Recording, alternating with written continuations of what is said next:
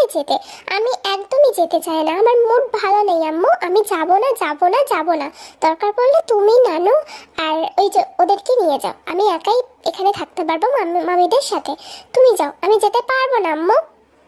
একটা থাপ্পড় লাগাবো, বুঝতে পারলি? একটা থাপ্পড় লাগাবো, যাবি না মানে তোকে যেতে হবে।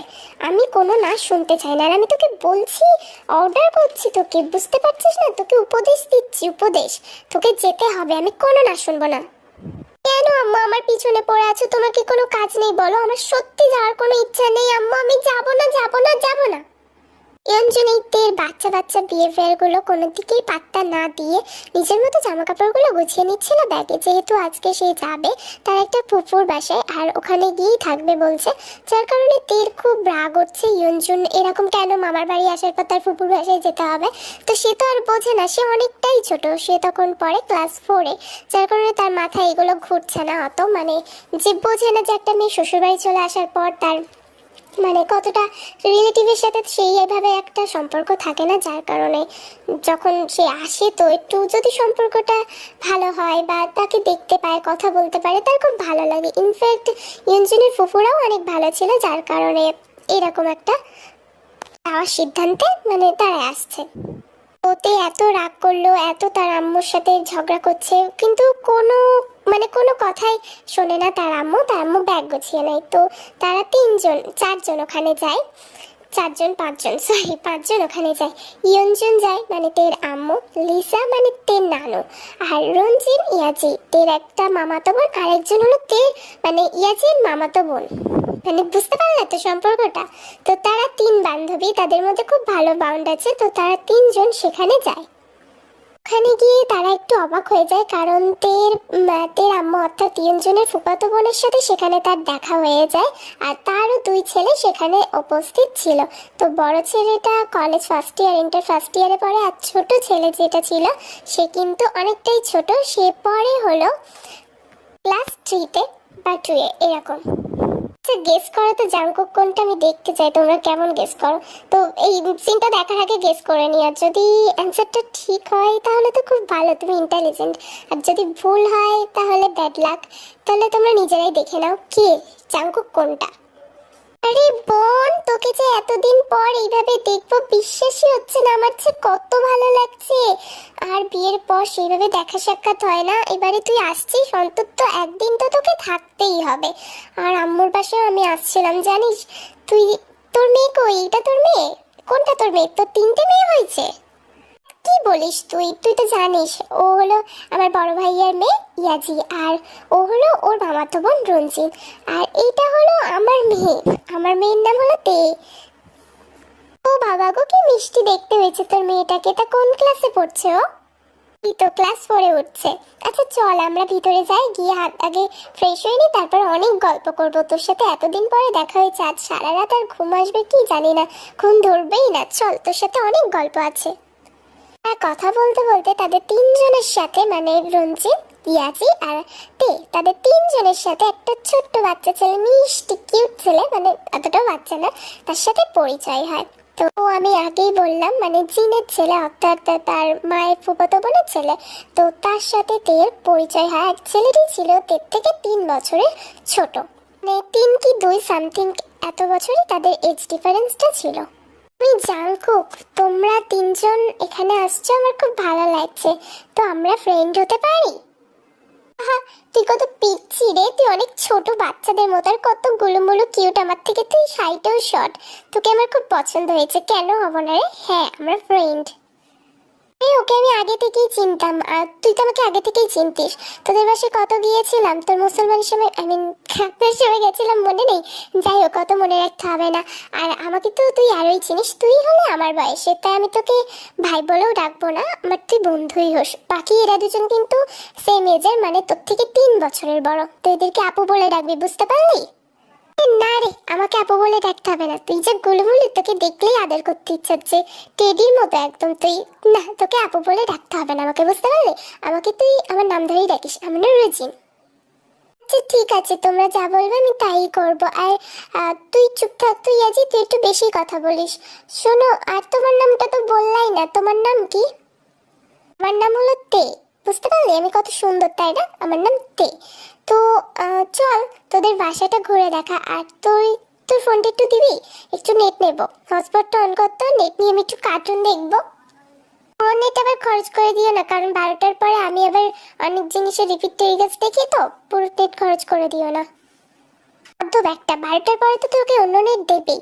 চল এখন, বেশি কথা বলিস তুই। তাদের মধ্যে খুব সুন্দর একটা বন্ধুত্ব হয়ে যায়। তো ছোট বয়সে আমাদের বন্ধু পাতাতে কিন্তু বেশি সময় লাগে না, যতটা না বড় হওয়ার পরে লাগে। তো তোমরা নিশ্চয়ই বুঝে গেছো জাংকুক কোনটা। যে ছেলেটাকে বললাম 2 বা 3-তে পড়ে, সেটাই হলো জাংকুক। তাহলে তোমরা কতজন রাইট গেস করেছো একটু জানিও। তো রাত্রে তারা একসাথে বসেই খাওয়া দাওয়া করে, অনেক গল্প টল্প করেই রাত 1টার সময় তারা ঘুমোতে গেছে আম্মুদের বকা শুনে। এরপর সকালবেলা উঠে তারা 3জন, অর্থাৎ তারা 4জন, 3 বান্ধবী আর জাংকুক মিলে, জাংকুক ওদের পিছনের বাসায়, মানে ওদের এলাকাটা শহরের হলেও, মানে শহরও না গ্রামও না, মিক্সচার। ওর যে মামার বাড়ির জায়গাটা, তো পিছনে ছিল খুব সুন্দর সর্ষে ক্ষেত, ছোট ছোট আম গাছ, যেগুলো দেখবে মানে তুমি সহজেই উঠে যেতে পারবে, ওর মধ্যে ওই রকম আম গাছ ছিল। তো তারা সবাই ওখানে যায়, ফটো তোলে, অনেক মজা করে তারা 4জন মিলে। তারপরেই তারা বললো, মানে জাংকুক আর মানে ইয়াজি আর ইউনজিন আর তারা মানে 4জনকে কথা বলছিল, খেলা করছিল। তখন মানে জাংকুক বললো যে তোমরা যদি চলে যাও আবার কবে আসবে, আর তোমার সাথে কি আর কোনোদিনও দেখা হবে? কত কিউট রে, কত সুন্দর করে কথা বলিস। দেখা হবে কি হবে না সেটা তো আমি আর জানি না। আবার যদি কোনোদিন আম্মু তোদের এখানে নিয়ে আসে বা তোদের বাড়ি যায়, তখন নিশ্চয়ই দেখা হবে। মন খারাপ করিস না, আমরা তো বেস্ট ফ্রেন্ড, তাই না? জাস্ট আমাদের একদিন দেখা হয়েছে, তাতেই মনে হচ্ছে আমরা কতদিন আগের বন্ধু। তো তুই মন খারাপ করিস না, আমরা আবার দেখা হবে, দেখিস ইনশাল্লাহ খুব তাড়াতাড়ি দেখা হবে।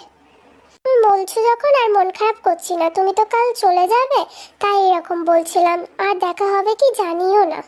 আরে মন খারাপ করিস না, আমাদের বাসায় যখন তেয়াপোড়া আসবে তোকে জানাবো, তুই চলে আসিস। আর আমরা তো ফ্রেন্ডলি, তো এত এত মন খারাপ করার কি আছে? আর বলছি না ওকে আপু বলে ডাকবে, আপু বলছিস না কেন? তুই চুপ করতে, আমার ওকে আপু ডাকতে মন চাইছে না, তাই ডাকছি না। আর আমার ডাকতে ভালো লাগলে আমি ডাকবো, তুই এত কথা বলিস কেন? চুপ থাক তুই। আচ্ছা শোনো আপু, আমি আপু বলছি কেন? জি, তোর জন্য দেখেছিস আমার লাইনগুলো আমি ভুলে যাই। তো আমি তো বলছি যে আমরা বেস্ট ফ্রেন্ড আজ থেকে, তাই তো? ইয়েস ইয়েস ইয়েস, আমরা পাক্কা বেস্ট ফ্রেন্ড, আমরা পরিবার বেলা বেস্ট ফ্রেন্ড, বুঝতে পারলি? তোর মন খারাপ করিস না, চোখে পানি কেন? আবার দেখা হবে, কান্না করিস না তো, পিচ্ছি একটা। তো তুমিও কিন্তু পিচ্ছি একটা। তো দুটো পিচ্ছি মিলে এরকম কথা বলছিল। তারা ফ্রেন্ডশিপ হলে কি, আমাদের ফ্রেন্ড যদি একটু দূরে যায় আমাদের কষ্ট হয়, কান্না পায়। বাট এই কথাটা যে ছিল যে খুব তাড়াতাড়ি আমাদের দেখা হবে, তো খুব তাড়াতাড়ি তো হলোই না। ওজন 8-8টা বছর কেটে গেল, তারা দুজনের কথা প্রায় হয়তো ভুলেই গেছে, কারোর কথা সেইভাবে কারোর মনেও নেই। কারণ 8 বছরে অনেক কিছু চেঞ্জ হয়ে যায়। তো তাদের বয়সটাও এখন অনেকটাই হয়ে গেছে, বড় হয়ে গেছে তারা। এক্স্যাক্টলি 8 বছরও না, তারও একটু বেশি, 9 থেকে 10 বছরের মাঝামাঝি একটা, মানে অনেকটা সময় পার্থক্য এসে যায়।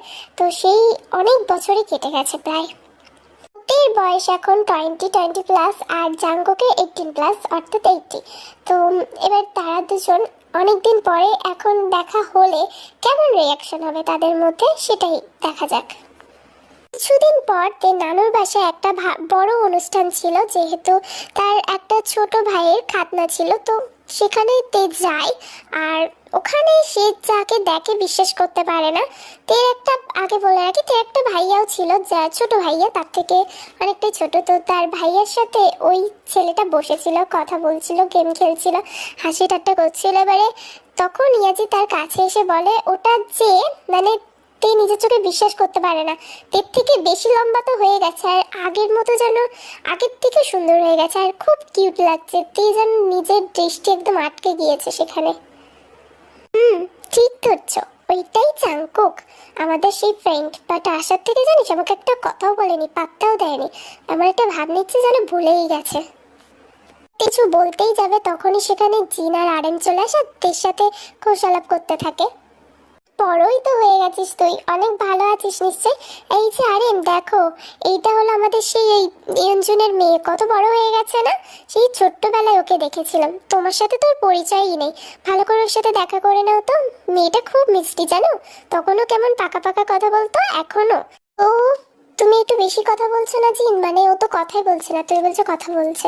আচ্ছা আচ্ছা ঠিক আছে, তে, তোমার নাম তে তাই তো? তে আম্মু, তুমি আমাকে চিনতে পারছো? আসলে আপনার সাথে তো আমার সেইভাবে পরিচয় নেই, আর সেদিন তো আপনাকে দেখিও নি। আমি আপনাকে চিনতে না পারলে এখন বুঝতে পারছি, আপনি তো জিন আন্টির হাজবেন্ড, তো উনি তো আমার ফুপি হয়, আর সেই অর্থে দেখতে গেলে আপনি আমার ফুপা। তো কেমন আছেন আপনি? আমি তো ভালো আছি, আশা করছি তোমার পড়াশোনাও ঠিকঠাক চলছে। আচ্ছা, অনুষ্ঠান বাড়ি পড়াশোনা নিয়ে কথা বলে তোমার মুডটা নষ্ট করতে চাই না, যাও তুমি গিয়ে, যাও তোমার বান্ধবী, তারপরে কত কেউ আছে তোমার মামাতো বোনটা, যাও ওদের সাথে আলাপ করো। আমরা যাই, চলো জিন, আমরা একটু ওই দিকটাই যাই, হাওয়া খেয়ে আসি।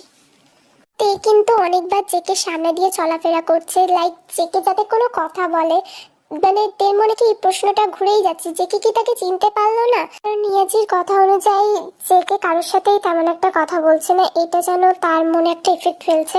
তো তারা দুজন গেম খেলছে, মানে আমি আগেই বললাম জেকে আর তের যে ভাইটা আছে ছোট ভাই, তো ওরা দুজন গেম খেলছে, কথা বলছে, হাসি ঠাট্টা করছে, বাট তে কতবার সামনে দিয়ে গেছে তাও কথা বলেনি। খাওয়ার সময় চলে আসছে, দুজন দুজনে অপোজিট টেবিলে বসছে, তখনও মানে তে কতবার তাকিয়েছে, কিন্তু চেকে নিজের মতো খেয়েই যাচ্ছে, একবারের জন্য তের দিকে তাকায়নি।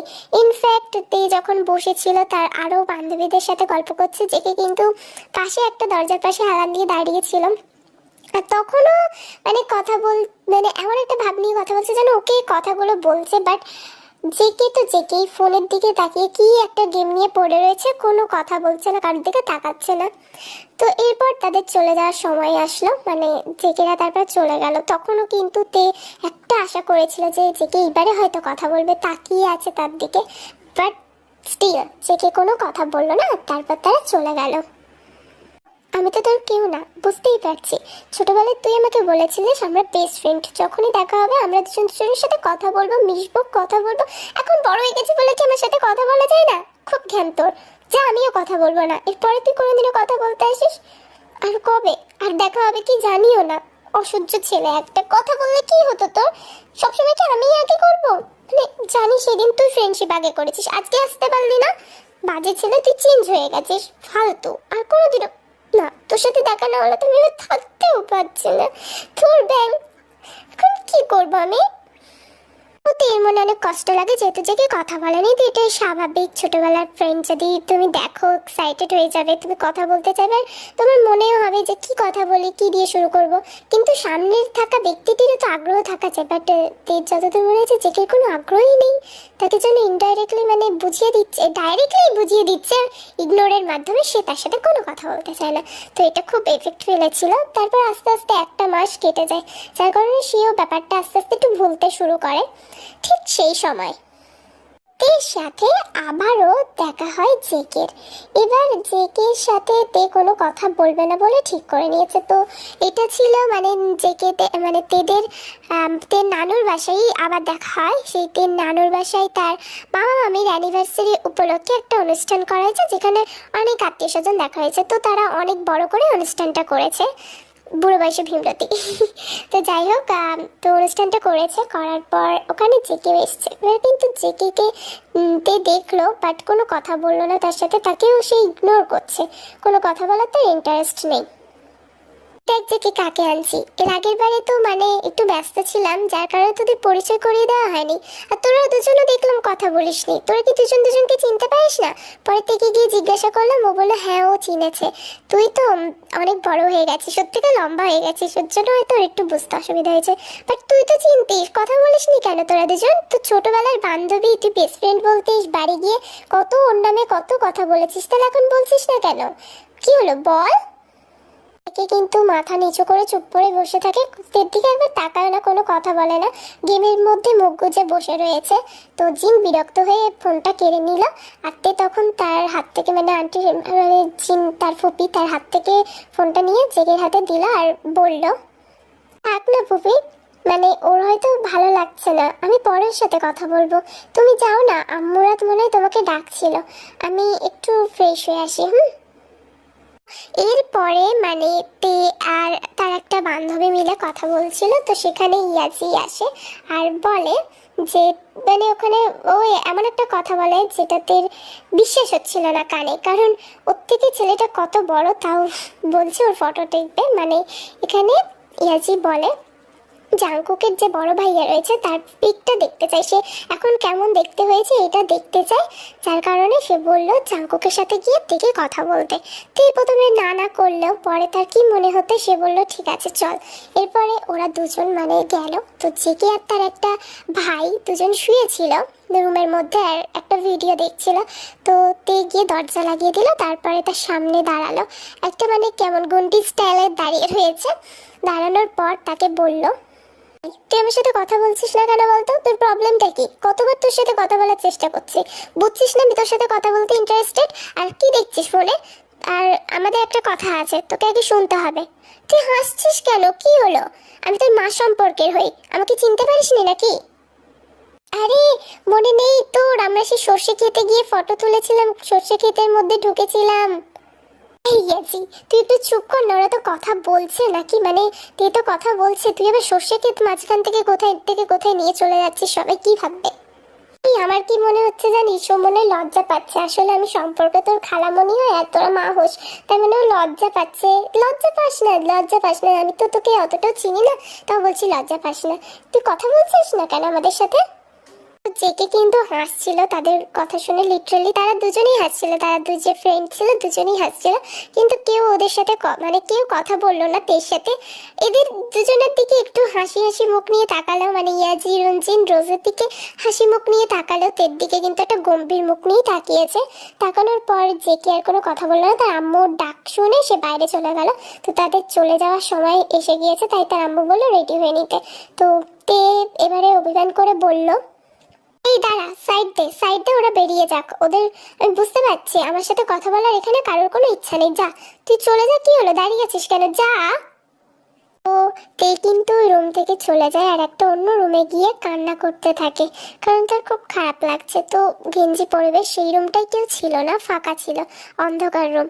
আর তখনই তে মানে কান্না করতে করতে ফুপিয়ে ফুপিয়ে কত অভিমানের কথা জেকে কে ডেডিকেট করে বলছে, তখনই কেউ যেন তাকে এসে জড়িয়ে ধরলো। আর হঠাৎ এইভাবে জড়িয়ে ধরলো, কিন্তু অন্ধকার রুম সে সেইভাবে দেখতে পাচ্ছে না, একটা টিমে আলো চলছে, আচ্ছা দেখা যাচ্ছে। তো সে ফিল করতে পারলো এই মানুষটা কে, তো আরো শক্তভাবেই জড়িয়ে ধরলো ফিল করার পর। তো আর সে যে জড়িয়ে ধরলো সে তার মানে তের মাথায় হাত বুলিয়ে দিচ্ছে আর কান্না করতে বারণ করছে। তারপর তাকে নিজের থেকে ছাড়িয়ে চোখের পানি মুছিয়ে দিল। তখন তে মানে ফুপাতে ফুপাতে বলল আমার সাথে কেন কথা বলছিলিস না, সবার সামনে আমাকে কেন ইগনোর করছিলিস? আমি জানিস কতটা কষ্ট পেয়েছি, এর আগেও তোর সাথে যখন এই 8-9 বছর পর দেখা হলো তখনও তুই কথা বললি না, ইনফ্যাক্ট আজ 1 মাস পর হলো আমি কথা বলতে গেলাম, দেখলি তাও তুই বললি না। কি হয়েছে, কিসের অভিমান আমার উপর? নাকি আমার উপর রাগ হচ্ছে তোর, ভালো লাগে না এখন আর আমাকে? ছোটবেলায় তো বেস্ট ফ্রেন্ড বলতিস, এখন এখন কেন এরকম করছিস আমার সাথে? আমাকে কষ্ট দিতে তোর ভালো লাগছে তাই না? তুই কিন্তু ভালোই বুঝতে পেরেছিস আমার খারাপ লাগছিল প্রত্যেকটা আচরণে তোর, তাও কেন কথা বলিসনি আমার সাথে? জেকে কিন্তু দেখে এসে কমফর্ট করে আর তারপরে থেকে বলতে লাগলো এখন কোনো ব্যাপার নাতে, আমি চাই না তুই আমার কারণে কান্না করিস, এই কারণে আমি আসছি, কারণ আমি দেখছিলাম আমি যখন বেরিয়ে যাচ্ছি তোর চোখে হালকা হালকা পানি, চাই আমি তারপর তোকে ফলো করে এখানে আসছি। আমি রেডি হয়ে গেছি, এবারে চলে যাওয়ার সময়ও হয়ে গেছে। আসলে মনে আছে তুই আমাকে কি বলতিস যে আমাদের খুব তাড়াতাড়ি দেখা হবে, বাট তুই আমার সাথে দেখাও করলি না, ইনফ্যাক্ট কন্ট্যাক্টও করলি না। ওই জিনিসটা আমার খুব খারাপ লেগেছিল, যার কারণে এর আগের বারে এসে আমি তোর সাথে কথা বলিনি, কিন্তু আজ মনে হলো আমি যেন তোর সাথে একটু বাড়াবাড়ি করে ফেলছি, এরকম আচরণ আমার করা উচিত হয়নি। তখন আম্মুর সামনেও তোকে ইগনোর করলাম, ইনফ্যাক্ট ওদের সামনেও। তারপর বুঝতে পারছি তোর সাথে আমার এতটা খারাপ ব্যবহার করে ঠিক হয়নি, যার কারণে সরি বলতে আসছি। I am sorry. সরি বলতে হবে না, আমার সরি লাগবেও না, তুই জাস্ট এইটুকুই আমাকে মানে আমার সাথে একটু কথা বল তাহলেই আমার হবে। তুই কথা বলছিলিস না বলে জানিস আবার কেমন একটা হচ্ছিল, খুব খারাপ লাগছিল, ভালো লাগছিল না। তো জেকে কি করলো, আবারও তার মাথাটা ধরে তার বুকের সাথে একদম লাগিয়ে নিল আর জড়িয়ে ধরলো খুব সুন্দরভাবে, বা একটা কমফর্ট হাগ করলো। তো এই জেকেকেই তে কিন্তু একদিন বলেছিল তোর হাইট শর্ট আমার থেকে, তুই তোমার থেকে বাচ্চা, পিচ্ছি বাচ্চা। তো এখন তো মানে জেকেই তেকে কমফর্ট করছে। তো মানে বুঝতেই পেরেছো জেকে কতটা লম্বা হয়ে গেছে, তের থেকে অনেক গুণেই। তো তের হাইট কিন্তু এখন জেকের বুক পর্যন্ত। আমরা দুজন সারা জীবন এরকম বন্ধু হয়েই থাকবো। তারপরেও তোর কোনো আফসোস থাকবে না তো? এবারে কান্নাটা থামা প্লিজ। আমরা কি বন্ধুর থেকে বেশি কিছু হতে পারি না? মানে এর থেকে বেশি কিছু হওয়া যায় না? না না, পরিবারের উপর এফেক্ট ফেলবে, তার জন্য হওয়া যায় না। আমার মনে তোর নিয়ে যে জিনিসটা আছে সেটা মনেই থাক না। কেন সব ফিলিংসকেই মানে একদম সার্থক করতে হবে বলতো?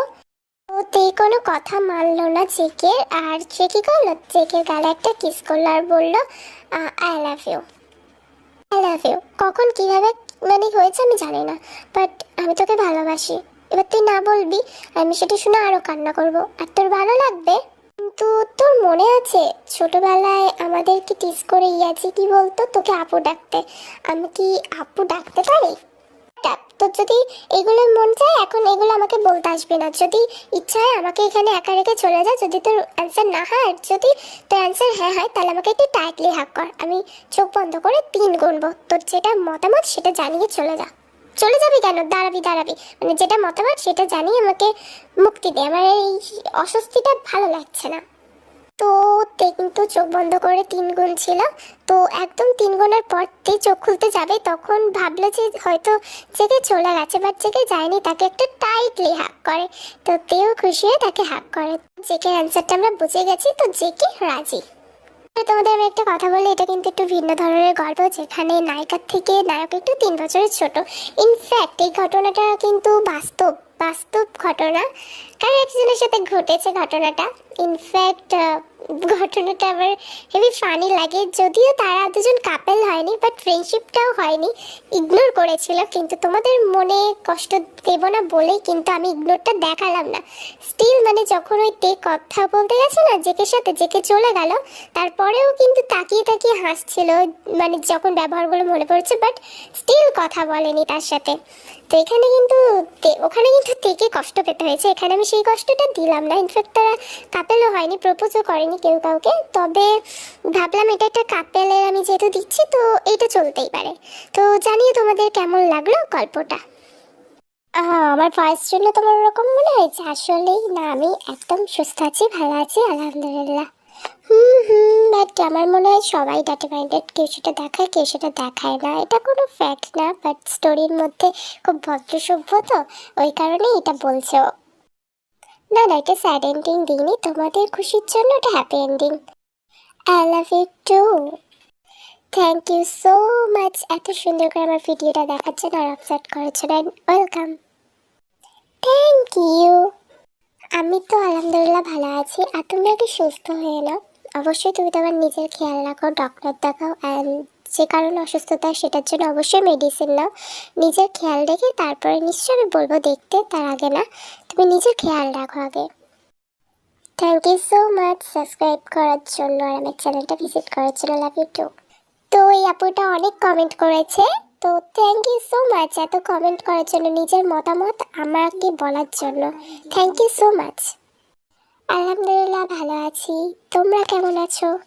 এই কোশ্চেনগুলো খুব কমন আমার কাছে, অনেকে করেছে, আমি নিশ্চয়ই অ্যান্সার দেবো। আর একটু সাবস্ক্রাইবারটা বাড়ুক, আমি কিউএনএ ভিডিও দেবো, আর তোমরা যা যা জানতে চাও আমি সব অ্যান্সার দিয়ে দেবো। আর একটু ওয়েট করো, তারপর সব জেনে যাবে। অ্যান্ড পার্সোনালি তোমাকে থ্যাংক ইউ, তোমার মনে হয় আমি মায়াবী, এটা ভেবেই অনেক ভালো লাগলো।